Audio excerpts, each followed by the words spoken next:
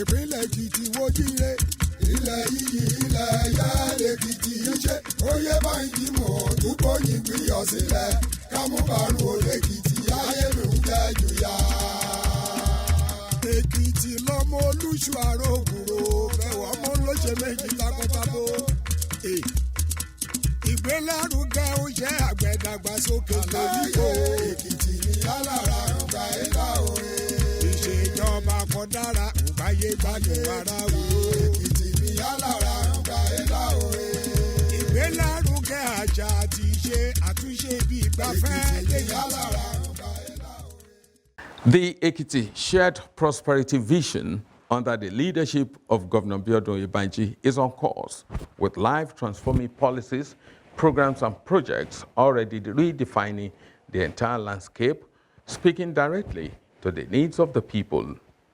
In this episode of Ekiti on the Move, Governor Oyèbánjí, in a special interview, evaluates the progress achieved so far on the promises made to Ekiti and again restates his commitment to the vision, even with just months to the end of his first time in office.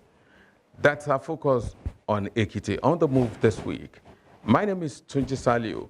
Let's have our news highlight segment, quick text, and then we go to the No Holds Barred interview. Thanks for joining us.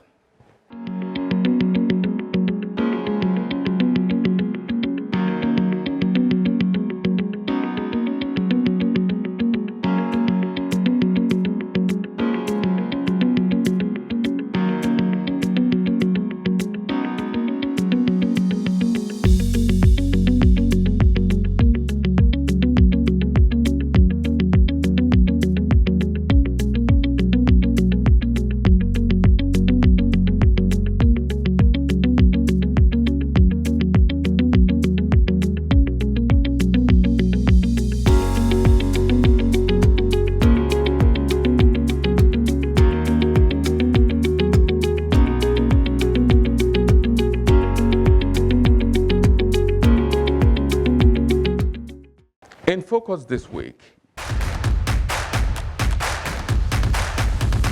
is a special interview with the Governor of Ekiti State, His Excellency Biodun Oyèbánjí. Ìpínlẹ̀ Èkìtì wojire ilẹ̀ yìí ilẹ̀ ẹ̀yà lèkìtì ṣe oyè báyìí mọ̀ túbọ̀ yìí gbìyànjú sílẹ̀ kámúbàrún olèkìtì ayé mi ń jẹ́ jùyà.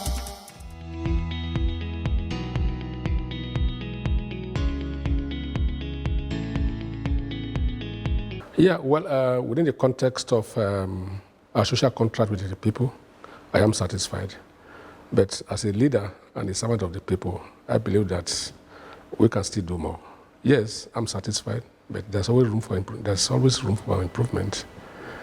And I'm glad we were able to achieve such feat within 3 years. I recall that in one of the project commissioning ceremony, I told the Ekiti people that our best is yet to come. You know, well, that couldn't be a peak, but I'm excited that we'll be able to achieve with respect to delivering on our campaign promises to Ekiti people. That is saying that the reward for hard work is more work. We will roll our sleeve up further to ensure that we continue to serve our people to the last day in our first term. So that could not be a peak. I'm sure that as we move to our 4th year in office, we will surpass the expectations of our 3rd year in office.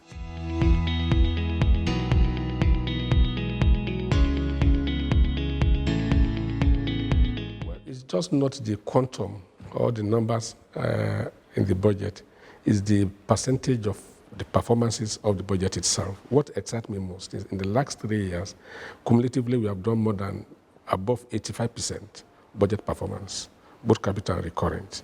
And that speaks to quality delivery and commitment to the rules or prudential guidelines that we set for ourselves.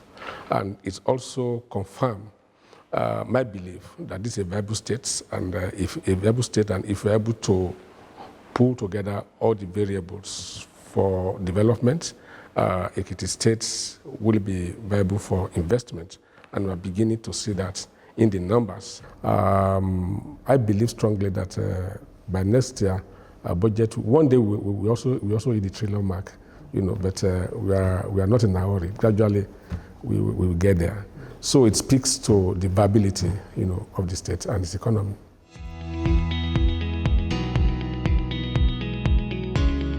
Let me first of all start by thanking the President for the courage to embark on this reform.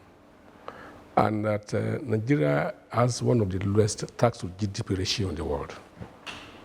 Most Nigerians don't pay taxes. That is the truth. And we want development. So you cannot make an omelette without breaking an egg. So I support the tax bills, I support the reforms, and that is the reason why Ekiti State was the first state in the country to sign that bill into law. It's very progressive, and yes, people don't like to step out of their comfort zones naturally, but it requires that we have to do a lot of engagements, stakeholder engagement, communication, allaying the fears of the people. And now that implementation have started, all those naysayers, we begin to see. When the president removed first subsidy, everybody went berserk. When he harmonized the exchange rate, people were also against it. But gradually, people start to see the vision and the thinking behind those policies. So the tax reforms and the law will not be different from that. With time, Nigeria will begin to see the gains of this, because it protects small businesses, it makes tax payment progressive, it makes it seamless, there's no double taxations. In fact, it's pro-poor, but we continue to engage with our people, and gradually people will get used to that. Nobody wants to pay taxes, in fairness, all over the world. Yeah.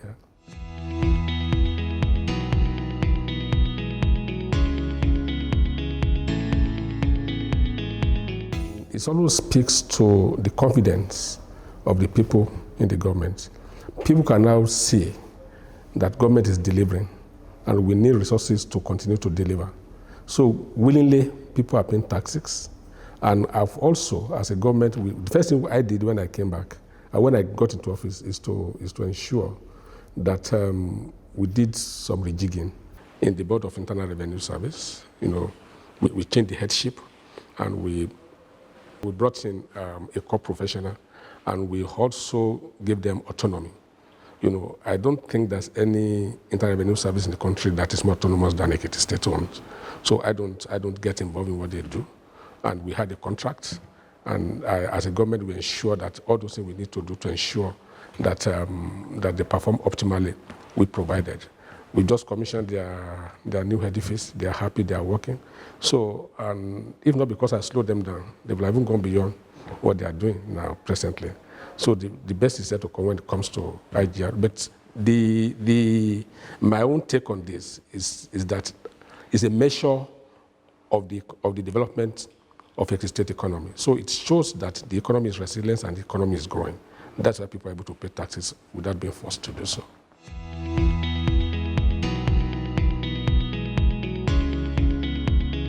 There's a cutoff point to all this. The projects they are going according to plans and according to the design of the contract and to timelines. I'm very hopeful that before we close this term, all those projects will be delivered by the special grace of God.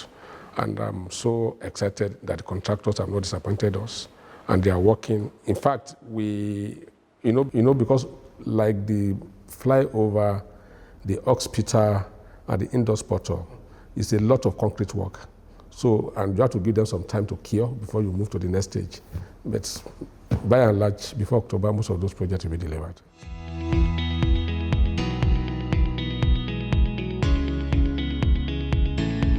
I'm more than satisfied and happy with what we've been able to do. When we got into office, I set up the Bureau of Local Content. And the vision behind this is just to ensure that where we have capable hands within the state, government should give them opportunity to also be part of the development going on in the state. So we passed the local content bill into law, and it stipulates a percentage of Ekiti indigenes that are capable, and that every contractor in the state must engage in construction and the office ensure compliance with this rule. And why we are doing that is because we campaign on a mantra of shared prosperity. And we believe that you have to actively engage the people in productivity for them to prosper. And I'm extremely grateful and to God that we'll be able to do that. And I'm excited that I never knew that we have that kind of very strong resource within the state. So we've tested the local contractors. They have done well, and we continue to patronize them. They send me text messages, but what excites me most is anytime I go to site and I see them and they're happy, they're engaged. And one, it has improved the economy. Two, it has reduced criminalities in the states because like you are taking a lot of people off the street. They are now gainfully engaged and they are contributing to the development of the state.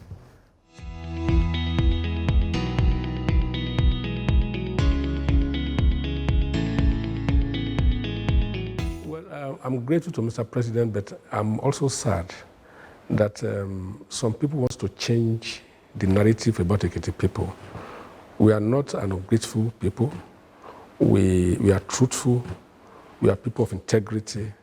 We speak the truth. And in Ekiti State, as we speak, the federal government has almost completed the reconstruction of Akure, Itau, Olu, Iju, Ikere, Ado Road. It now takes 30 minutes to get to Ado from Akure. Federal government is doing that. The state government, on its own, has completed the rehabilitation of Ifaki. Iworoko, Ado Road is a federal road. The federal government is working on Ado Airport Road, Ija, Ilumoba Road. All those roads were ongoing when some people, some elements, were making noise about Itaure, Akure, as if it was the only road in the state. And I felt so bad about it because people now put politics above objectivity, you know. And my own advice to all these elements is that, yes, politics is good to play politics, but at the same time, we must also realize that we represent a people of honor. You know, ab initio, when they were making those noises, we were in discussion with the presidency. And the president gave us some assignment to do with respect to the road. And when we completed the assignment, I went back to him and he graciously approved. He did not only approve, he approved that the road should be a concrete pavement and should be funded from the Renew Hope Infrastructure Fund. So it's not contingent on the budget. That speaks to a president that listens, that wants the best for his people. And I expect, and I thought that the character making those noises will now commend the president. But they've kept quiet. And it's unfortunate. But thank God the contractor have moved to site and they will deliver to time. And I'm so excited that the road is going to start from the Osun State border to Ado Ekiti, and it's concrete pavement, the first in the state.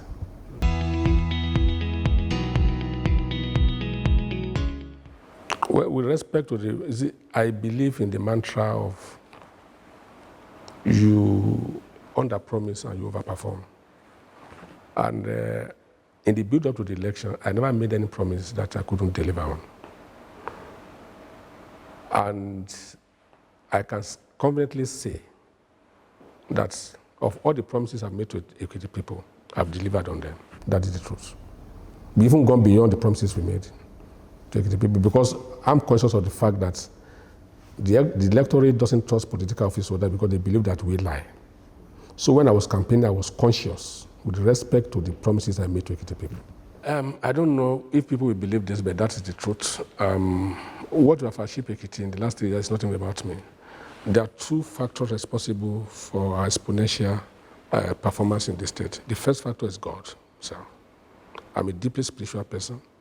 God has been extremely good to us in the state, and God has favored us. And that favor has translated to a lot of goodies for the people. The second one is the president. We have a president that was intentional before he came into office, a president that wanted to be president and became president, and a president that his policies and reforms made resources available to all the subnationals. And what was due to us is being given to us. You know, it will shock you that of all these projects we have mentioned, we have not taken a loan for all these projects. So it's not even about me. The source was there. Then I have able team working with me, both in the ESCO and in the National Assembly and the State House of Assembly and the Judiciary. All of us reading from the same page and working towards the same direction, being guided by the State 30-year development plan. So it's not even about me as a person. So I see myself as first among equals, but I've been favored by God, to come at this time when President Bola Tinubu is the president of the country.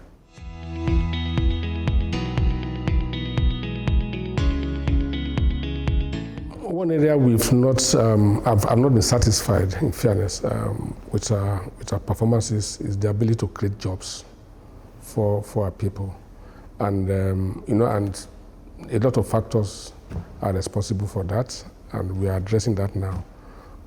We need to crowd in investor and investment into Ekiti states, but you also need to provide the building blocks for such to happen, and that is why deliberately we are investing massively in infrastructure, in roads, in water resources, in electricity, mini grid, IPP, just to ensure that we make the states competitive enough, and we make it also receptive to investment and to investors. And I'm so glad that in doing this, we'll be able to attract support for the knowledge zone, which hopefully before the end of Q1, physical activities will start from that place. And also now, the FDB has also onboarded the Ekiti State as in the second tranche of the special agri processing zone. So once we're able to do all this, there will be a lot of platforms for people to get engaged. Once they're engaged, we'll be able to pull a lot of our boys off the streets to employment. That's one area that I'm going to be, by the Spirit of God, when it comes second term, I'm going to be deliberate about. We must create jobs.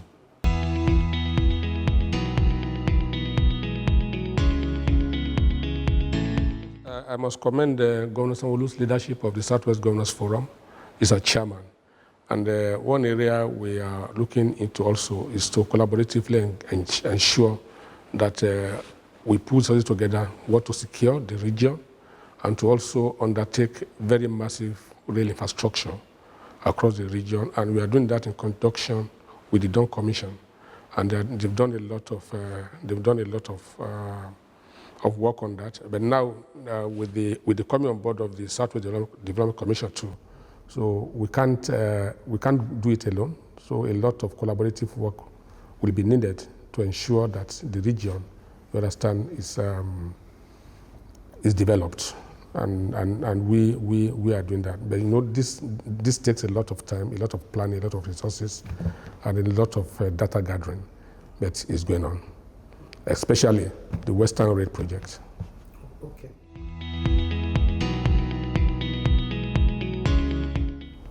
Well, the state is secure. There's no problem about that. And Ekiti State has been adjudged as one of the safest states in this country.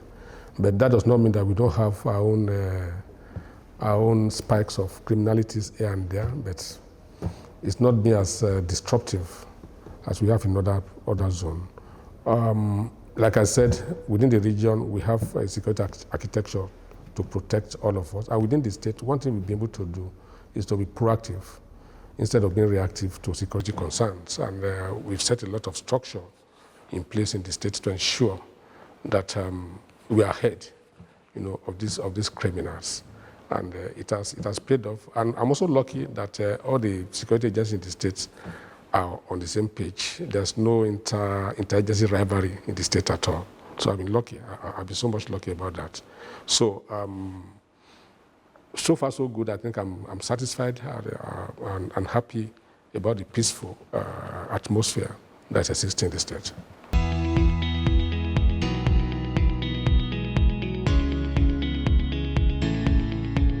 Well, governance is a continuous business. Everything has not been settled. The beauty of a continuity is that you won't slow down. You understand the lay of the land. You know where you have stopped. You know where the gaps are. You know what you want to do. So you will not waste time at all to just to continue.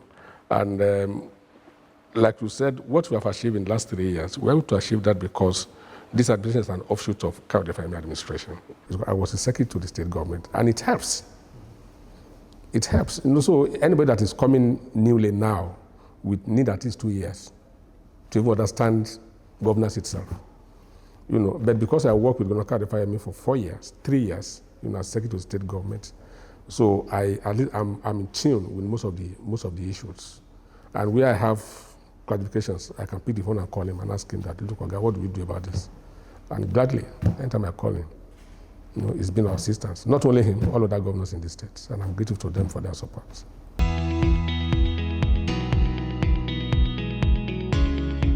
If you look at my public statements since after the primaries, I've been calling for a peaceful elections, and I've made promises to Ekiti people that I will operate within the limit of order and decency and ensure that our campaign is based on objectivity without any foul languages or anything that is going to disrupt the peace of the state. We need to have a state before we can govern.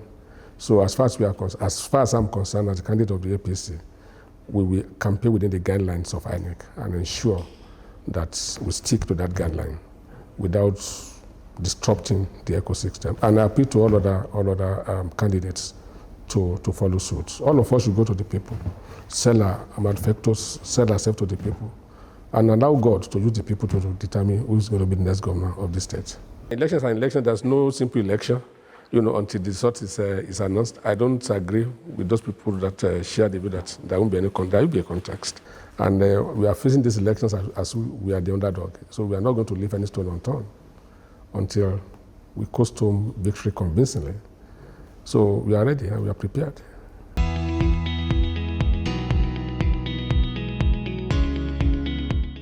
Well, there's a saying that you don't want to feed the heat, you don't go to the kitchen. All those things you call brickbats are normal in politics because it's a context, and in any context, there will be rough players. But at the end of the day, once a winner emerges, as a good sportsman, you have to embrace each other. There were contestation before I became the candidate of the party, but we put that behind us. And the party is moving towards doing as a very strong, united family. And my acceptance speech, I called on Engineer Kadiojo and his supporters to come over and join us. And Mr. President also has spoken to him. And most of the supporters are already coming in, into the party. And we're still waiting for him also to join the train. He's a brother to me, and we continue to engage with him. But I know that he's a progressive, and time is a great healer. We want to also give him time to heal.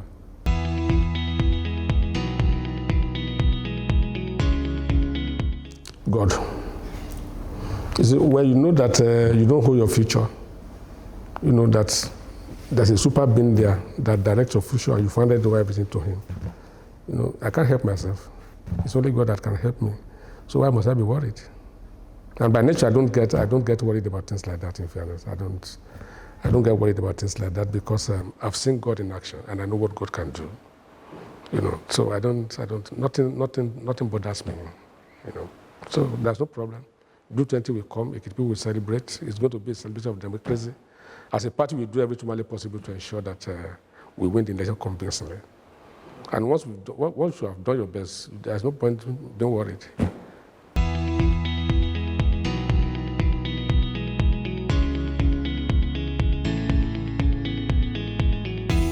Ekiti, thank you so much. I'm just full of appreciation to you for the opportunity to serve you. I'm grateful to you for your support, for your prayers, and for your encouragement. I'm thankful for your constructive criticisms. And I'm grateful to God for the opportunity to at least be your servant. In the last 3 years, we have served you with all fervor in us. You have seen what we have done in 3 years. And I know that with your support, you will bring us back to office because we have performed and we have served you in truth, with compassion, and with humility. May the good Lord bless you, all of you. Thank you so much. Èkìtì ní alára ọgbà ẹ̀dá òwe.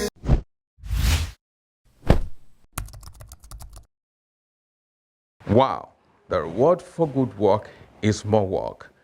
We on this side say let the good work continue under a leader who has shown capacity, courage, and compassion in governance. Again, let the good work continue. That's the program this week. You can watch this episode again and previous ones on our social media platforms now showing on your screen. We will also be glad to have your feedback through the same channels. Until we see you again next time, please stay safe. Goodbye. Ìpínlẹ̀ Èkìtì wo jíire, ilẹ̀ yìí ilẹ̀ ẹ̀yà lèkìtì yìí ṣe. Oyè báyìí mọ̀ tó bóyin gbìyànjú sílẹ̀, ká mú bàrún olèkìtì ayé mi ń jẹ́ jù yá.